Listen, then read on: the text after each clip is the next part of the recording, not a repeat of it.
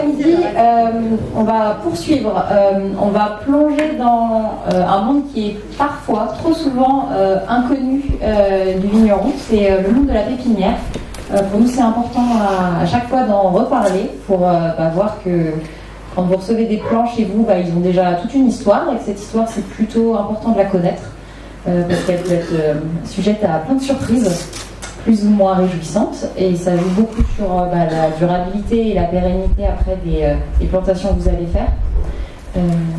Donc, on a invité un trio à s'exprimer sur la question.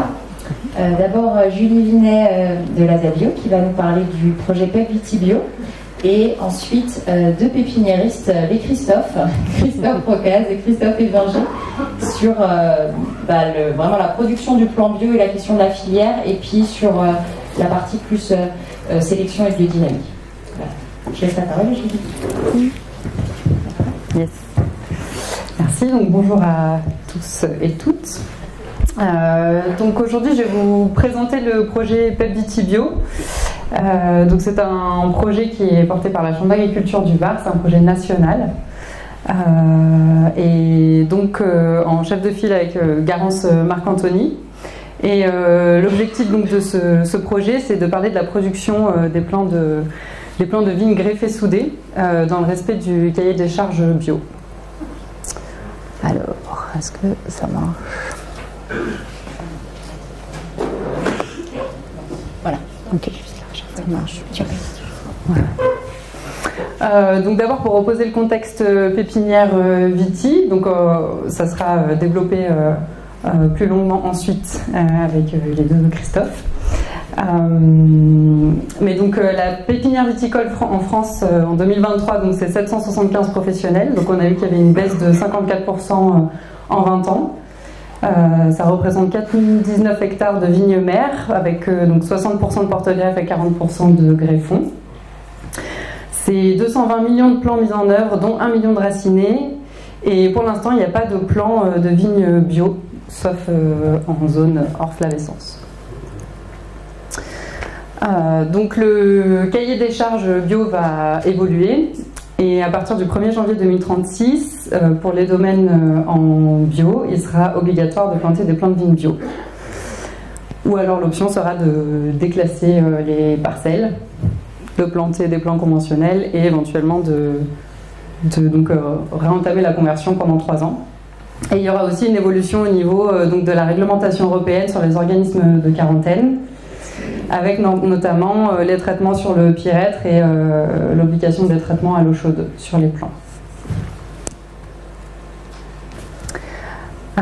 Donc la vigne en France, en bio, en 2023, ça représente environ 115 000 hectares, soit plus de 15% de la surface totale. Le taux de renouvellement moyen donc, est de 2%, ça représente 2300 hectares et il y a environ 4000 pieds par hectare en moyenne, donc ça représente 9 millions de plants. Et du coup, j'en ai profité pour vous faire un petit contexte viticulture en Savoie. Donc, alors c'est des chiffres un peu vieux, peut-être que Christophe aura des chiffres plus à jour, mais en 2019, il y avait une trentaine de pépiniéristes viticoles en Savoie, ce qui représentait à peu près 25 millions de plants produits par an. Et donc les chiffres bio en 2022, alors il y a 2100 hectares de vignes et 400 producteurs à peu près en Savoie, et ça représente 189 hectares certifiés bio, donc avec une augmentation de presque 7% en 2022, et 205 hectares en conversion, donc un peu plus de 21% d'augmentation aussi pour 2022. Voilà, donc ça représente presque 20% de la surface totale de vignes en Savoie. Donc pour en revenir sur le projet PEP Viti, donc les objectifs de ce projet, c'est d'élaborer et de tester et valider des itinéraires techniques biocompatibles de vignes mères porte-greffes à l'atelier et aussi à la pépinière. De rédiger donc un guide de bonnes pratiques à la pépinière viticole suivant le cahier des charges bio et d'organismes de quarantaine. Ce guide visera à produire des plants de vignes bio donc à un coût acceptable pour les vignerons en AB. Et ensuite, on va aussi voir pour établir la suite du projet, les perspectives expérimentales complémentaires et les possibilités de validation. Et donc les cibles de ce projet, bien sûr, c'est les pépiniéristes viticoles, les apprenants, les futurs pépiniéristes et les enseignants, les vignerons et les viticulteurs bio, et par ruissellement, donc l'ensemble de la filière viti. Voilà, donc c'est un projet Case d'art national. Donc ici, vous pouvez voir les différents partenaires. Donc l'idée, c'était d'avoir à chaque fois un binôme technicien et pépiniériste. Donc ici, vous pouvez donc voir qu'il y a Christophe Ebinger, donc accompagné en binôme avec Bio Grand Est, et Christophe Reclaz aussi qui sera là, donc en binôme avec moi-même à la DABio. Et donc les petites étoiles sur la carte, un peu tous les pépiniéristes concernés. Donc en 2022, c'était le démarrage du projet. Donc l'objectif, c'était de faire déjà l'état des lieux des essais qui ont déjà été faits, pratiqués en bio et qui pourraient être compatibles donc à la pépinière Viti. Il fallait travailler donc sur la définition de périmètre technique d'action, sur la vigne mère porte-greffe, donc l'entretien du sol et la formation, à l'atelier sur la partie greffage et rhizogénèse, et à la pépinière sur donc, la partie travail du sol et protection sanitaire. Donc ça a représenté 52 essais au total en 2022. Et donc il a fallu travailler sur ces itinéraires techniques et définir lesquels étaient pertinents à évaluer au niveau des protocoles, de l'évaluation technique et des coûts. Donc à la vigne mère de Porte-Greffe. Donc plusieurs modalités. Sur l'entretien du sol, bon, un peu, sur le rang, donc il y avait des modalités en paillage ou travail du sol mécanique. Donc pareil sur le rang ou interrang, avec différents types d'enherbement. Bon là il n'y a que quelques exemples, mais voilà, il y avait des paillages plastiques ou des paillages avec des broyades sarmentes, du BRF, entretien mécanique et des semis ou enherbement naturel aussi.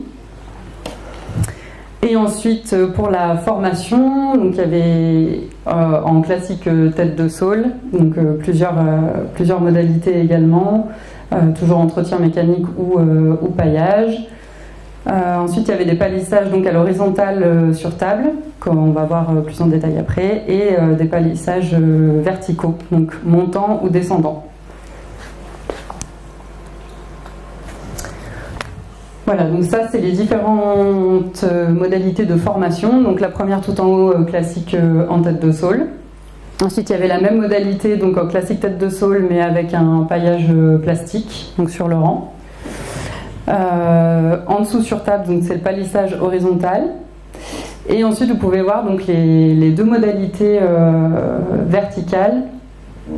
Alors, palissé montant, donc l'idée c'est que le tronc arrive à peu près hauteur de hanche, un petit peu plus, et ensuite les sarments donc, sont accrochés, il y a 6 fils, ça monte à 2,50 m, donc c'est des palissages type Arbo. Ça monte jusqu'à 2,50 m, et ensuite donc ça c'est les sarments qui seront récoltés. Et sur le descendant, à l'inverse, donc c'est le tronc qui doit monter à 2,50 m, et ensuite les sarments qui poussent et qui sont récoltés en descendant. Donc là, c'est un peu des photos pour que vous voyez donc le classique à gauche. Ensuite, c'est sur table. Donc là, c'était la première photo aux alentours de mi-mai. Et la deuxième, mi-juillet, je crois. Et donc là, sur les modalités en verticale. Donc à gauche, en montant. Donc ça ressemble assez à une vigne normale, voilà, formée normalement, avec les sarments qui montent. Donc pareil, mi-mai, mi-juillet. Et là-bas, donc en descendant, donc avec le tronc qui doit monter vraiment haut. Et du coup, vous pouvez déjà voir que, forcément, ça s'accroche sur les fidioux et tout ça. Donc il y a beaucoup d'entretien avec ce type de palissage. Il faut passer vraiment régulièrement pour descendre les sarments et pour faciliter la récolte ensuite. Donc justement, au niveau de l'approche technico-économique, Donc sur ce tableau, vous pouvez voir, donc à chaque fois, il y a le témoin classique des herbages chimiques, donc 2 passages par an. Donc les chiffres, c'est le nombre de passages. Ensuite, il y avait la modalité avec travail du sol, donc pareil, 2 passages par an. Donc ça représentait à peu près 2 jours de travail à l'hectare pour une personne. Donc ça, c'est un peu l'itinéraire témoin, on va dire. Et ensuite, donc, vous avez la modalité paillage plastique. Donc, on voit qu'ils ne sont pas du tout passés en travail du sol. Ça représentait 2500 € à l'hectare d'investissement. Par contre, c'était un plantier. Donc, le sol avait été préparé, voilà, ça venait d'être planté. Donc, ils ne sont pas passés sur l'interrant parce que le sol était relativement propre et que cette année-là, les bois n'ont pas été récoltés. Mais ils devront sûrement passer... voilà, là, on est sur les résultats d'essai 2022, donc il faudra voir en 2023-2024. Ensuite, sur table, donc là, on est plutôt sur 4 passages à peu près en saison. Ça représentait 10 000 € à l'hectare d'investissement. Et on a bien précisé, entre parenthèses, que c'était en 2009, parce que ça a sûrement augmenté maintenant. Ça représente 20 jours hectares d'entretien. Donc pour, pareil, conduire toujours, repasser plusieurs fois, conduire les sarments, ça je pense que Christophe Ebinger pourra vous en parler mieux que moi. Et donc on commence à avoir un peu de recul sur cette formation-là sur table. Et donc on a déjà pu observer qu'il y avait une baisse de la quantité des bois produits. Mais par contre ils ont pu observer une augmentation de la qualité. Et la récolte, par contre, est assez éprouvante et longue aussi. Et ensuite, donc, sur les 2 modalités palissées verticales, donc là, on est plutôt sur 5 passages en entretien du sol. Ça représentait à peu près 15 000 € hectares d'investissement. Et là où vraiment on voit la différence, donc c'est sur l'entretien de la vigne et la formation. Donc sur le montant, on est à peu près comme sur table à 20 jours hectares. Par contre, la récolte est aussi assez compliquée parce que du coup, il faut passer, donc c'est forcément manuel, il faut tout couper et il faut tirer les bois sur 2,50 m. Donc c'est sport. Et sur la modalité descendante, donc là, on est à 44 jours hectares. Alors c'est pareil, c'était une plantation en 2022.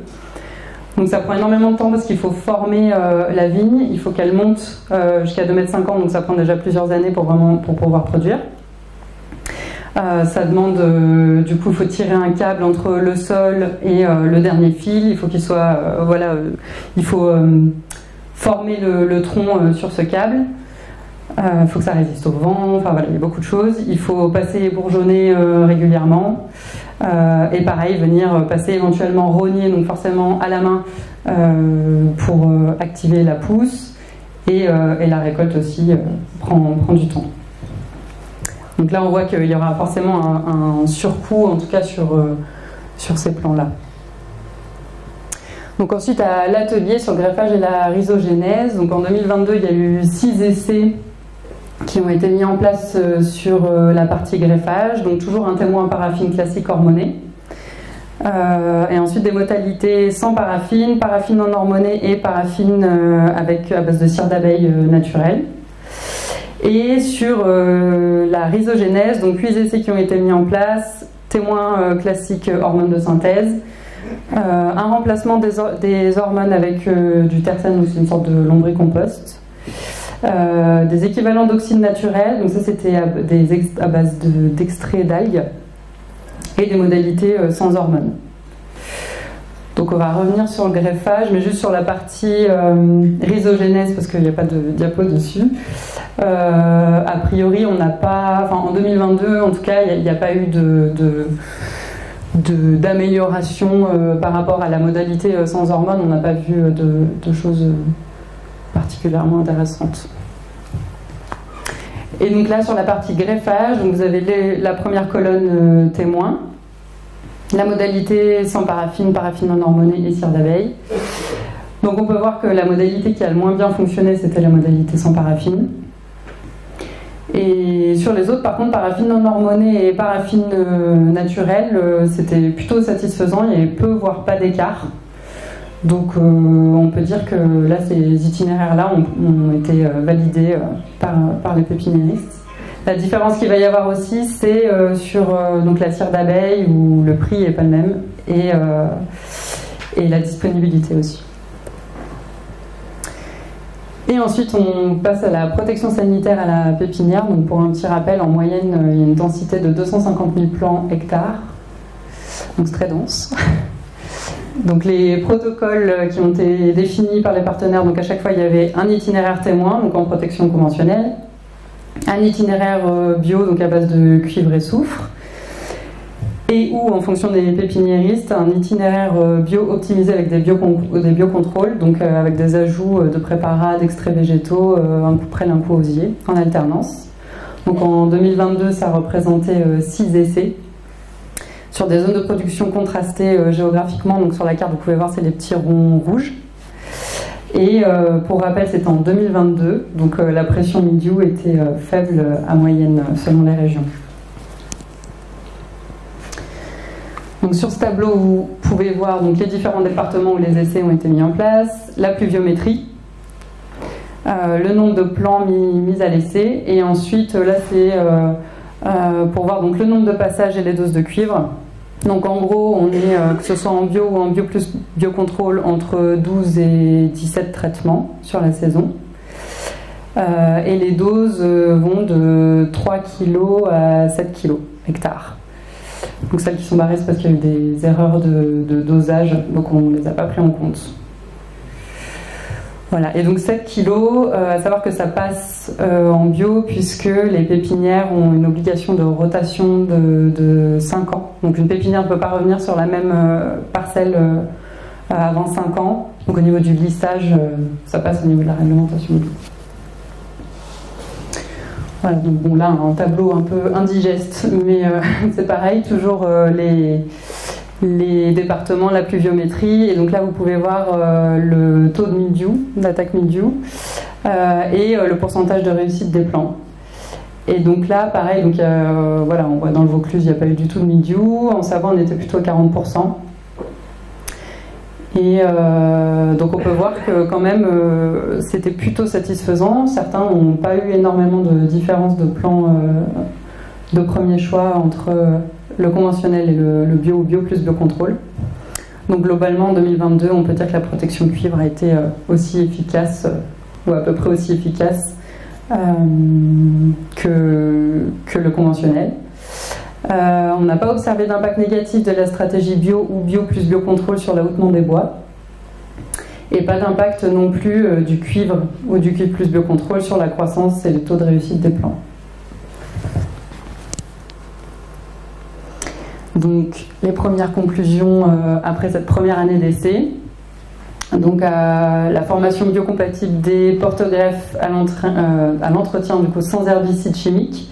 Donc à la vignemère porte-greffe ou à la pépinière, c'est techniquement possible. À l'atelier, donc pareil, on n'a pas vu d'obstacles majeurs, donc ni au niveau de la rhizogénèse ni au niveau du greffage. Donc les itinéraires sont plutôt validés. Là où ça se complique, c'est sur la protection sanitaire bio, donc à la pépinière. Puisque bien sûr elle est étroitement liée à l'année climatique et à la situation géographique de la parcelle. Donc en 2022, les 6 essais ont été plutôt concluants, ce qui n'a pas été le cas en 2023, notamment sur 3 départements où ils ont dû repasser en conventionnel parce que trop de pression mildiou est incontrôlable. Voilà, donc on va continuer les essais sur la partie sanitaire à la pépinière. Et pour ce qui est de l'approche du coût de production, on est encore en cours d'analyse, puisqu'il faut déjà qu'on arrive à bien définir le coût de production d'un plan en conventionnel pour ensuite pouvoir aussi comparer sur les itinéraires en bio. Donc affaire à suivre. Merci.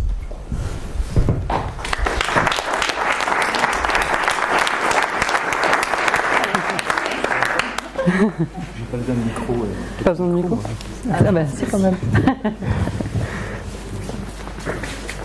Bonjour à toutes et à tous. Voilà, donc déjà, merci au mouvement de l'agriculture en biodynamie, nous inviter aujourd'hui avec Christophe, tout simplement parce que le métier de pépiniériste est parfois mal compris, il est parfois incompris aussi également. Donc toute notre présence aujourd'hui est importante pour vous faire découvrir notre métier, les difficultés aussi que l'on rencontre dans notre filière, comme vous les rencontrez aussi vous de votre côté dans vos parcelles de vignes. Voilà, donc merci encore pour cette invitation, parce que je les compte sur les doigts de la main aujourd'hui quand la viticulture nous invite pour parler de notre métier. Donc voilà, c'était la petite note d'introduction. Je voulais juste vous parler de la filière, mais très très rapidement. Au niveau national, c'est à peu près 400 professionnels aujourd'hui, tous pépiniéristes et producteurs de porte-greffes et de greffons également. Le nombre de pépiniéristes a fortement diminué en l'espace de 15 ans. Voilà, petite... Merci pour la technique. Sur les 15 dernières années, effectivement, on a perdu énormément de confrères. Et sur les 5 dernières années, nous avons perdu 15% des professionnels. L'âge moyen du pépiniériste en France, il se situe entre 50 et 55 ans. Donc, hormis la Savoie, qui est un département où il y a un dynamisme avec des jeunes qui sont arrivés, mais c'est le seul département aujourd'hui en France qui compte autant de jeunes, je pense une dizaine à peu près, qui ont entre 28 ans et 40 ans, on va dire à peu près. Voilà, donc actuellement, l'information que je peux vous donner, c'est que le renouvellement n'y est pas. C'est qu'on est capable de produire un certain nombre de plants de vigne en France à ce jour. Au vu des 7 dernières années qu'on a vécues avec une demande qui était quand même assez soutenue, nous avons parfois pas pu répondre à la demande. Chez vos pépiniéristes, vous avez peut-être pu en avoir la démonstration. Et que demain, l'interrogation se pose réellement, allons-nous avoir encore assez de pépiniéristes pour pouvoir fournir le vignoble français? Voilà, donc ça c'était la première marque un petit peu d'information dont je voulais vous parler, parce que ça nous inquiète fortement, puisque le métier a beaucoup évolué aussi. La réglementation aujourd'hui nous pèse énormément. Depuis 3 ans, nous sommes passés sous des responsabilités un petit peu différentes, c'est-à-dire que nous sommes opérateurs professionnels autorisés, c'est-à-dire que nous sommes responsables au niveau empélographique et en partie sanitaire de nos productions de plants de vigne, alors que jusqu'à présent c'était France Agrivert qui était notre organisme de tutelle et qui venait certifier nos plants à tous les niveaux.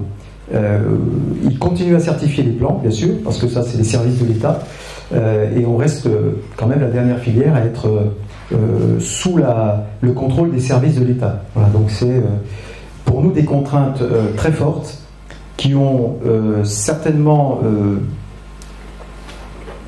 sont en partie responsables aussi de ces pépiniéristes qui arrêtent au fur et à mesure des années. Voilà, ces contrôles sont récurrents. Nous avons des contrôles de second niveau, de traçabilité, de matière, enfin tout ce qu'on connaît aujourd'hui. Et tout ça, c'est très très pesant pour le professionnel. Voilà. Et la filière aujourd'hui, elle est en train de on va dire peut-être se concentrer. Les structures ont plutôt grossi. Les petits pépiniéristes, malheureusement, ne sont plus trop présents. Il y en a encore quelques-uns, mais plus beaucoup. Donc il y a une modélisation de structure qui a changé. On a besoin de beaucoup plus de personnel aussi dans les bureaux pour pouvoir suivre cette réglementation. Et donc, voilà, ce modèle a changé un petit peu quand même. Et puis au niveau en Savoie, parce que là je voulais vous parler de la Savoie, parce que c'est mon département, Christophe vous parlera aussi de l'Alsace tout à l'heure, on a à peu près 26 professionnels, donc on était à 30 tout à l'heure, on est passé à 26. Dans un an ou deux, on sera plus que 20 ou 21. Voilà, donc vous voyez, pour vous dire la dégringolade qui est en train de se passer.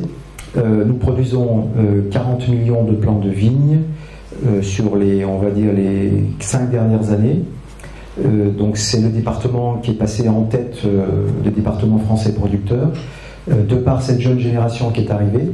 Mais on est en train de rebaisser en volume aussi, parce que le marché aujourd'hui de la viticulture, la demande de blanc est beaucoup moins soutenue que ces 7 dernières années. Voilà, un petit peu pour très rapidement la photo de la pépinière viticole française.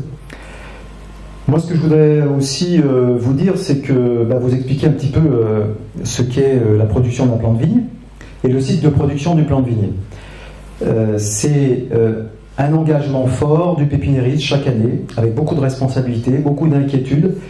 C'est un métier à risque, comme tous les métiers de l'agriculture, mais celui-ci supporte aussi des risques majeurs, avec des investissements à l'hectare qui sont assez importants, même très importants. Donc le pépiniériste, dans son activité annuelle, eh bien, on va commencer par la préparation des porte-greffes et des greffons. C'est-à-dire que depuis, on va dire, fin décembre, le pépiniériste se charge de récolter les porte-greffes, récolter les greffons. Voilà, sur ces parcelles. Ensuite arrive la période du greffage, donc qui est une période assez forte, assez intense. C'est actuellement, on va dire, de début février jusqu'à fin mars, où là, tous nos assemblages doivent être réalisés pour rester dans un créneau de programme de travail souhaitable et qu'on ne risque pas de déborder, parce que quand on est en retard dans la profession, on sait qu'il y a des conséquences immédiates à la production. Et donc chaque pépiniériste sait qu'il ne faut jamais être en retard. Donc on est souvent dans un goulot d'étranglement. On a un certain nombre d'heures de travail à réaliser, et au niveau de ce programme, on a des contraintes de personnel aussi, la difficulté pour nous de trouver des personnels qualifiés, des personnels pour réaliser le greffage. Donc ça a impacté aussi beaucoup les structures sur les quelques années qu'on vient de passer. Ensuite, après le greffage, nous allons positionner nos plants en salle de stratification, c'est-à-dire que les plants vont rentrer dans une salle à température entre 28 et 30 degrés, avec un certain taux d'humidité. Et là, nous allons chercher à obtenir ce petit cale de soudure, hein, c'est le cambium du bois qui va monter et qui va permettre de lier le porte-greffe au greffon. Donc cette opération peut prendre 6 jours, 7 jours, 8 jours, 9 jours, 10 jours, 12 jours, ça dépend selon les porte-greffes, et on peut dire l'affinité qu'il peut y avoir entre porte-greffe et greffon.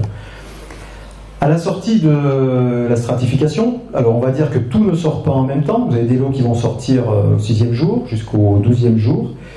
Ça c'est l'œil aguerri du pépiniériste qui va passer tous les jours dans sa salle de stratification et qui va dire, là, ce lot-là, il est ok, je peux le sortir, mon cale de soudure est suffisant, pas trop important mais suffisant pour lier le porte-greffe au greffon, et je prends la décision de sortir les caisses qui correspondent. Donc c'est un moment où voilà, il faut être vigilant, on ne peut pas,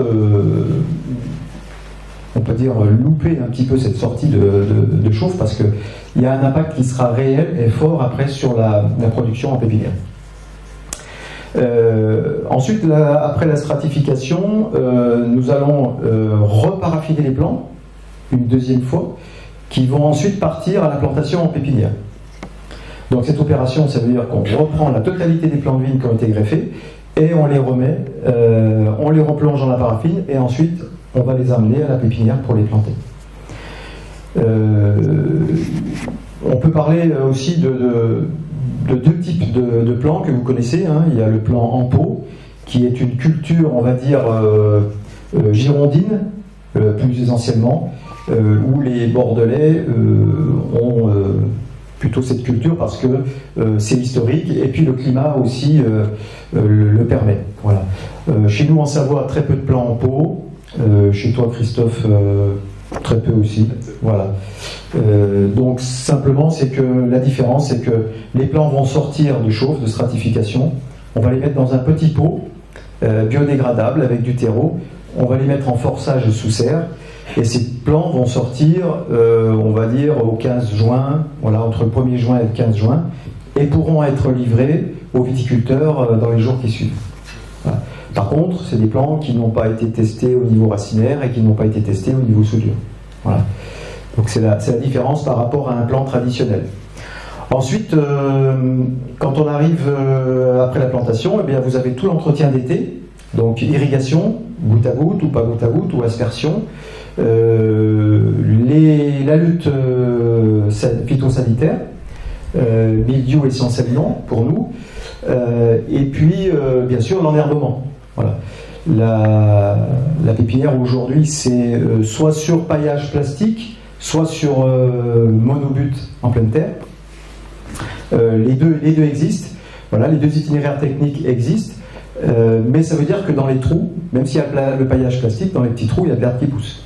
Donc ça, c'est dans 80%, 90% des cas, on passe à la main. Donc c'est un énorme travail, c'est un budget qui est colossal pour l'été. Entre le 1er juin, on va dire, et le 15 août, on ne doit pas se laisser envahir par l'herbe dans les pépinières. Voilà, ensuite va arriver l'automne,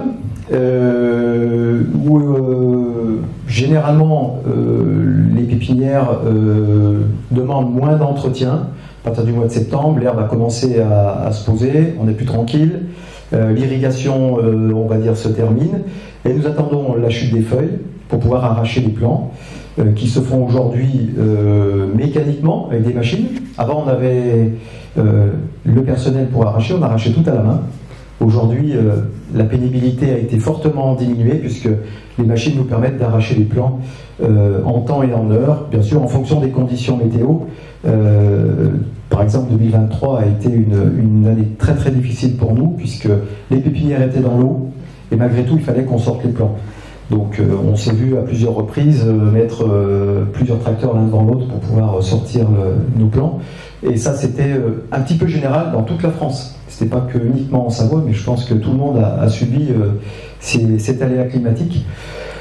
Voilà, et ensuite à l'automne, eh bien, l'arrachage, comme je disais, les plants rentrent en chambre froide et vont être triés un par un.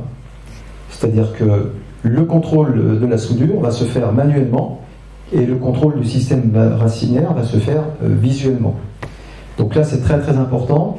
Ça fait partie de ce qu'on peut appeler la qualité du plan de vigne aussi, parce qu'une bonne soudure va générer une bonne vascularisation entre le porte-greffe et le greffon, une bonne alimentation, donc on peut se dire une durée de vie du plan voilà, qui sera allongée, ou du moins sur lesquelles les premières années il y aura beaucoup moins de problèmes. Aujourd'hui, on peut dire qu'au niveau système racinaire, je trouve qu'on a moins de difficultés d'avoir un système racinaire efficace par rapport à quelques années en arrière. Pourquoi ? Parce que les itinéraires techniques ont changé aussi, et que si on travaille par exemple en monobute, on s'aperçoit que le système racinaire est beaucoup plus développé et beaucoup plus intéressant. Voilà. Et ensuite, ces plants de vigne sont, on va dire, stockés à nouveau, une fois le triage passé, stockés en chambre froide, et prêts à l'expédition pour le printemps suivant. Ce qui veut dire que, entre le moment où on prend la décision de greffer et le moment où on va commercialiser nos plants, il y a entre 12, 13 ou 14 mois de travail. Et je passe un certain nombre aussi d'ateliers, parce que là-dedans il y a des ateliers de coupe des porte-greffes, de coupe des greffons, voilà, pour les assemblages et tout ça. Et on peut dire qu'il y a un nombre de manipulations qui est assez impressionnant sur un plan de vigne. Je crois qu'on est à 15 à peu près, de mémoire. Donc il y a 15 manipulations, et d'où le besoin d'avoir aussi du personnel qualifié pour obtenir ces plans de vigne. Et donc on arrive au printemps pour terminer, et là c'est les expéditions, la commercialisation et les livraisons chez vous, selon les possibilités de l'exploitation, si les terrains sont prêts ou pas prêts. Voilà. Vous voyez que 13 mois c'est quand même beaucoup, voilà, et que nous aujourd'hui on a besoin, et ça c'est un petit message de pépiniériste, c'est de se dire qu'est-ce que mon viticulteur va planter l'année suivante, puisqu'il faut qu'on réfléchisse en décembre, en janvier, ensemble, l'assemblage qui va être réalisé. Et ça, je conçois que c'est un travail important et c'est peut-être une vision sur l'avenir, mais si on veut bien faire le travail, et si nous on veut bien faire notre travail de pépiniériste, on est obligé d'avoir cette information-là. on ne peut, on peut plus maintenant, et on peut difficilement faire des greffages, ce qu'on peut appeler entre guillemets dans le vide. C'est-à-dire qu'on va greffer une variété, des chardonnays sur SO4 par exemple, et on va se dire je vais en faire 10 000, comme ça je verrai si mes viticulteurs vont en commander ou pas. La pression économique, comme dans vos exploitations, fait qu'aujourd'hui on ne peut plus. C'est-à-dire que les tiroirs remplis de plants de vigne qu'on va chercher, on ne les a plus. On ne s'appelle pas non plus Amazon, parce qu'on a un réel savoir-faire. C'est quelque chose qui s'apprend, la pépinière viticole. J'ai passé très rapidement les différentes étapes, mais c'est beaucoup plus pointu que ça en fait.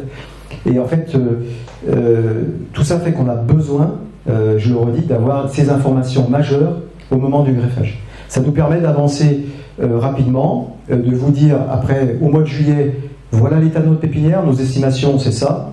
Vous souhaitez 2000 plants, ben, ils y seront. Ou alors, ben, écoutez, désolé, le climat est passé par là aussi, on a des difficultés, on ne pourra pas vous livrer l'ensemble de la quantité voulue. Mais c'est un message important parce que on a aussi un autre problème, c'est la difficulté de trouver le matériel végétal. On a parlé tout à l'heure avec Christophe sur les vignes mères de porte-greffe. Depuis 5-7 ans, on peut dire qu'on était très tendu pour trouver et pour s'approvisionner en porte-greffe. Ça ne va pas être le cas pendant les 2-3 ans qui vont arriver parce qu'il y a une demande qui baisse en termes de plantation. Par contre, on risque d'avoir le problème dans les années qui arrivent parce que beaucoup de vignes mères de porte-greffe âgées au-delà de 25-30 ans vont s'arracher et au vu du contexte, les producteurs n'ont pas forcément replanté. Donc c'est-à-dire qu'on peut s'inquiéter déjà dans les 4-5 ans qui arrivent. Par contre, au niveau des greffons, c'est là où on a la problématique qui est forte, c'est-à-dire qu'on a beaucoup de mal à s'approvisionner en matériel végétal, notamment en greffons. Selon les cépages, bien sûr. Il y a des cépages qui vont rester présents en volume. Mais on a des cépages qui disparaissent, malheureusement, de par la réglementation qui nous entoure et qui est juste parce que c'est une sécurité sanitaire pour nous et pour vous aussi, pour planter le vignoble de demain. Et ça veut dire que on n'est pas aujourd'hui en mesure de dire, dans les 3-4 ans qui arrivent ou 5 ans qui arrivent, on aura la capacité d'avoir le matériel végétal, par exemple, je ne sais pas, un cépage autochtone de Savoie, la mondeuse, pour ne pas la citer, on n'est pas sûr que dans 3 ou 4 ans, on ait la mondeuse disponible. Donc c'est inquiétant. C'est très inquiétant parce que, au vu des difficultés dans le vignoble, de réimplanter des vignes mères de greffons, on peut dire que c'est quasiment impossible aujourd'hui. Pourquoi ? Parce qu'il y a des vignes qui ont été testées à l'enroulement, qui ont été testées au cournouet, il y a les problèmes de flavescence dorée. Donc aujourd'hui, il faut qu'on délocalise parfois nos vignes pour ne plus être embêtés par les problèmes virologiques et de flavescence aussi. Et ça demande de retrouver des terrains vierges, voilà, puisqu'on doit avoir minimum 12 ans de repos du sol sans vigne au préalable pour pouvoir implanter une vigne mère de greffon. Et là, l'enjeu, il est fort, parce que les disponibilités en terrain ne sont pas non plus extensibles. Enfin, je parle pour la Savoie, et d'autres régions aussi, je pense. Voilà. Les collègues français nous disent exactement les mêmes choses. Donc, il y a un enjeu local, régional et national sur cette partie-là. Parce que, au vu du nombre de pépiniéristes qui baisse aussi, qui diminue, eh bien, on perd aussi également des vignes mères de greffons. Et aussi de porte-greffe. Voilà. Donc, je ne veux pas tirer un bilan négatif de la situation. Au contraire, on est là pour essayer de construire, d'envisager ce qui va se passer dans les années qui arrivent, et justement de réagir maintenant pour pouvoir avoir une disponibilité en matériel dans les années qui arrivent. Voilà. Une petite parenthèse sur les difficultés que l'on rencontre, comme vous, par rapport au dérèglement climatique. Que se passe-t-il dans nos pépinières ? Eh bien, il se passe aujourd'hui que les taux de réussite sont beaucoup plus faibles qu'il y a 10 ans en arrière. Les impacts grêles, les impacts sécheresse, canicule, température élevée ont forcément un impact sur le taux de réussite. On a perdu plusieurs points sur les taux de réussite d'une pépinière. En moyenne, il y a quelques années, on pouvait dire qu'à 60-65%, la Savoie, c'était son taux moyen de réussite. Aujourd'hui, très clairement, on n'y est plus. En Savoie, on a connu des années 2021, 2023 et 2022, les 3 dernières années, où les taux peuvent passer en dessous de 50%. D'où la difficulté de pouvoir fournir les quantités qui étaient espérées au départ, aussi. Voilà. En 2022, la Savoie a subi une canicule très forte au moment de la plantation des plants de vigne.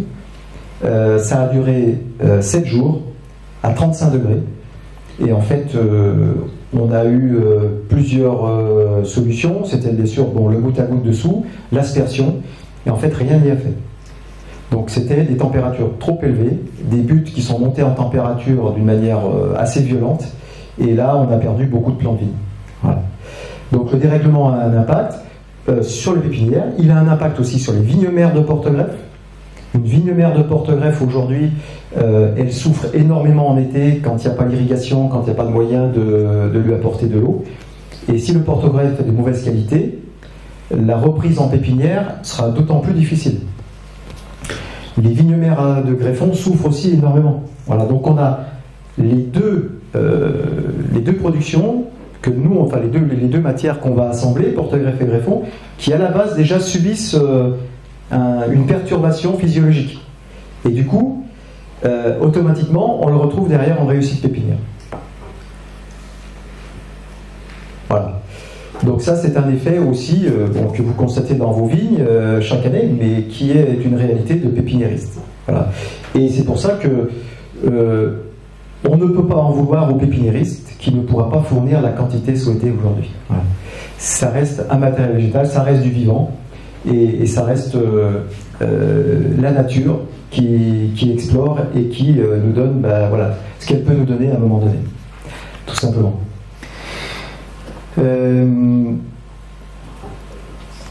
Pour terminer, je voudrais insister sur le fait que on a travaillé, ou nos confrères pépiniéristes, nous-mêmes, nos parents, nos grands-parents, ont travaillé toutes ces années pour construire des pépinières. Je pense que les choses ont changé aujourd'hui. Nous sommes pépiniéristes, vous êtes viticulteurs, mais en fait, on doit travailler main dans la main pour l'avenir. Toutes ces raisons que je viens d'évoquer, dérèglement climatique, perte de confrères, perte de surface, il faudra qu'on concentre nos efforts déjà à nous, pépinières, à vous écouter, ce dont vous avez besoin pour les années qui arrivent, quel matériel végétal vous souhaitez pour les années qui arrivent, et nous, pépinières, de répondre au mieux à la demande, en fonction de nos possibilités, bien sûr, de notre faisabilité aussi, mais construire le vignoble de demain, c'est un partenariat pépinière viticole qui me semble hyper important. Voilà. On ne pourra plus travailler comme on travaillait il y a 20 ans en arrière, où on achetait un plant de vigne comme on achète un stylo chez Amazon. Voilà. Je caricature, mais voilà, ça a été un peu ça pendant un certain nombre d'années. On a dévalorisé aussi, on pense, nous, professionnels, mais on en a responsable aussi, hein, certainement la valeur du plan de vigne, la réelle valeur du plan de vigne. Quand vous avez pu entendre tout à l'heure l'ensemble du cycle de production, c'est énorme, il y a un savoir-faire, voilà, il y a un coût, il y a des valeurs, et je pense qu'on a perdu un petit peu de valeur à ce niveau-là. Donc l'intérêt aujourd'hui, c'est de travailler en partenariat le plus possible avec votre pépiniériste, en essayant d'insister sur les prévisions que vous allez avoir dans les 2-3 ans qui arrivent, mais surtout sur l'année ou les 2 ans qui arrivent, de manière à vous dire si je veux mes plans, voilà, et si je veux ma sélection massale avec ce porte-greffe, eh ben, j'ai besoin d'anticiper et de faire ça. Voilà. Ça, c'est très très important. Donc ce lien viticulture à pépinière, il se crée de plus en plus dans les régions. Moi je parle pour la Savoie parce qu'on s'est rapproché beaucoup de la viticulture savoyarde. On a des échanges depuis 5 ans sur les besoins, notamment la grosse inquiétude en Savoie, c'est la disponibilité des cépages purement savoyards, Jacquère, Altesse, Mondeuse, où là on arrive à une situation critique, c'est-à-dire que pour aller chercher 5 fagots de Mondeuse, il faut attendre ça en file d'attente, et puis de se dire, j'espère que le confrère il va penser à moi et dans sa ligne de mère de mon deuil, je vais pouvoir avoir mes 5 fagots. Voilà. Donc on en est là aujourd'hui, voyez. Et c'est pour ça qu'il faut qu'on repense ensemble les besoins futurs, qu'on crée ensemble peut-être des partenariats aussi d'implantation de vignes mères de greffons entre le viticulteur et le pépiniériste. Ça existe beaucoup aujourd'hui, on en fait. Et donc cette démarche est peut-être nouvelle, peut-être novatrice, mais elle me semble hyper importante pour l'avenir. Voilà. Et on aura des jolis vignobles, je veux dire, vous sortirez des jolies choses si on arrive ensemble à construire tout ça. Ça, c'est très important. Voilà, un petit peu, j'ai essayé de balayer très rapidement, je ne sais pas si j'ai pas été trop long, mais d'une manière générale, ce que représente la filière aujourd'hui. Je ne sais pas si vous avez des questions. Oui. Sur les porte-greffes, quand on choisit un porte-greffe, est-ce qu'il y a plusieurs individus? Est-ce qu'il y a plusieurs bagages génétiques? Par exemple, si je prends un 3309, peu importe, est-ce que j'ai un seul individu, si je prends mon demi-pied, ou est-ce que j'ai X individus? Est-ce qu'il y a de la recherche, ou est-ce qu'il y a plusieurs individus sur les porte-greffes? C'est parti de plusieurs individus, mais qui ont été sélectionnés et qui donnent un individu. Voilà, donc si vous avez un 3309-144 par exemple, vous allez avoir le même individu. Ouais. Aussi bien pour d'autres porte-greffes. Ouais. Après, sur la recherche des porte-greffes, je peux en dire 2 petits mots. On n'est pas très avancé. Alors, c'est pas nous pépiniéristes, parce que on n'arriverait pas à le faire, on n'aurait pas les moyens pour le faire. Mais l'IFV, l'Antabinra, aujourd'hui travaille sur peut-être pas assez vite, mais en tous les cas ça prend du temps, parce qu'une année de production c'est quand même assez long. Et il y a des recherches sur des porte-greffes potentiels qui peuvent arriver, notamment au niveau de la résistance sécheresse, des choses comme ça. Mais c'est vraiment, voilà. Alors, c'est vraiment les balbutiements. Aujourd'hui, on n'est pas capable de vous proposer, nous pépiniéristes, d'autres porte-greffes que les porte-greffes que vous avez dans le schéma classique connu. On peut abandonner certains porte-greffes pour d'autres qui vont avoir peut-être plus de résistance à la sécheresse ou à des spécificités de terrain. Ça, on peut, mais par contre, on n'a pas le pouvoir de créer de nouveaux porte-greffes aujourd'hui. Voilà, ça c'est la recherche. Mais la recherche travaille dessus quand même. Encore une question. Oui. Les pépinières privées, les gens qui vous envoient les bois, c'est complètement anecdotique. Je n'en ai pas parlé. Alors, j'en ai pas parlé, mais c'est pas. Ça a été anecdotique pendant plusieurs années, ça n'est plus aujourd'hui. Chaque pépiniériste aujourd'hui fait un bon nombre de produits, un bon nombre de plants de vigne en pépinière privée, parce que le viticulteur va aller récupérer sa sélection à lui, voilà, qui lui donne satisfaction à tout point de vue. Et ça, par contre, c'est en croissance. Oui, chez chaque pépiniériste. Oui. Oui. Oui.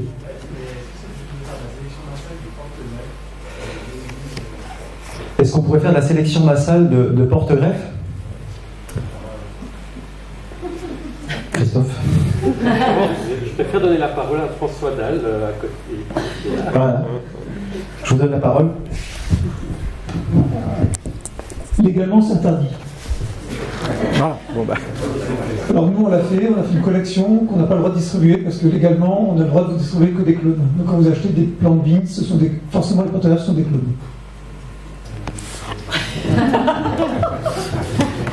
Bon, voilà, tout est dit.